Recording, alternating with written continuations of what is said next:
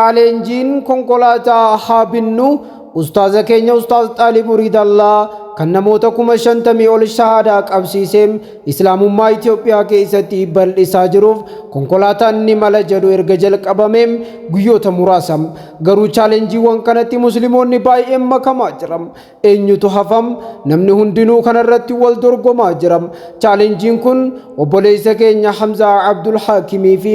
ustaaz Xaahir Galatootiin kan jalqabe yoo ta'u chaalenjii fudhatama qabu ta'ee argameera ustaazonni keenya hundinuu ustaaza keenya daa'ii jaalatamaa gameessa namaa dhiira rabbiin ilmii badhaaseen kan haasawni isaa hedduu namatti toluum daa'ii gaafa qabsoo gaafa xiiqiim daa'ii islaamaa jaalatamaa ustaaz Abdurrahmaan Hussein yookiin Xaalib Muriidallaa jedhamuun kan beekamu kan sagalee kilooleem nashiidaalee babbareedduu bara ahbaashiin biyya rakkisaa turte san keessam ummataaf gumaachaa tureem ustaaza jaalatamaa ustaaz Xaalib Muriidallaa leenca haqiidhaa fi da'waa babal'isaa jirum leenca rabbiim kan toohida biyya qabsiisaa jirum kan islaamummaa biyya barsiisaa jirum kan ummanni kibbaa meeqaatam sababa isaatiin islaamummaa seenaa jiruuf konkolaataan haa bitamuu kan jedhameem chaalenjichatti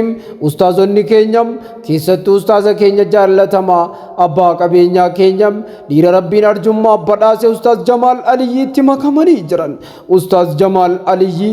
leenci da'waaf diiniim leenci bakka iddoo diiniin jiru mara dhaabbatum kan ilmis rabbiin badhaasee qabeenya jala badhaaseem barakaa qabeenya isaa keessa rabbi kaa'eef guyyaa har'aan tanaam chaalenjicha makamuudhaan birrii 100 takka arjoomuudhaan jalqabsiisanii jirum chaalenjii kana keessatti ustaaz Jamaal Aliyyi qulfii guddaadhaan akkasumas galma ga'iinsa chaalenjichaatiif asaasaa fi bu'uura guddaadha jedhameeti jiram itti aansuudhaan chaalenjii kana irratti kan hirmaatan ustaaza keenyaa fi daa'ii jaalatamaa hayyuu biyyi keenya qabdu kan ta'eem dura bu'aa fi koreef hoogganaa qabsoodhaa kan tureem bara qabsoof xiiqii gochaa turreem bara sagaleen keenya haa dhaga'amu bara diinii keenyaaf jecha qabsa'aa turreem Itoophiyaa keessa jijjiiramni akka dhufuuf kan qabsa'aa tureem hoogganaa bara qabsoodhaa kan ture ustaaz Abubakar Ahmad chaalenjichatti makamanii birrii 100 takka arjoomanii jiran chaalenjichi hin dhaabbatu ittuma fufam ustaaz Xaalib Muriidallaaf konkolaataa bituun ifam jabaadhaa hundi keenya haa jabaannuum akka nun tuffanne gadheen lafaa haa kaanu yoo tokkoomne wanti nuti hojjenne hin jiru yoo walii galle wanti nuti hin goone hin jiru gandummaan islaamummaa keessa hin jirtum tokkummaa malee yoomuu kutaa waliin qoodum islaamni naannummaaf gandummaan qabum dhiigaaf gosa hin qabum lammiin hundinuu islaama taanaan tokkuma islaamummaan diiniidham diiniin ammoo obbolummaadham obbolummaan diiniidham waan hundarra jabaadham gaafa diiniin obboloomneem islaamummaa mataa ol qabachiisnam nuti islaamoonni nuti musliimoonni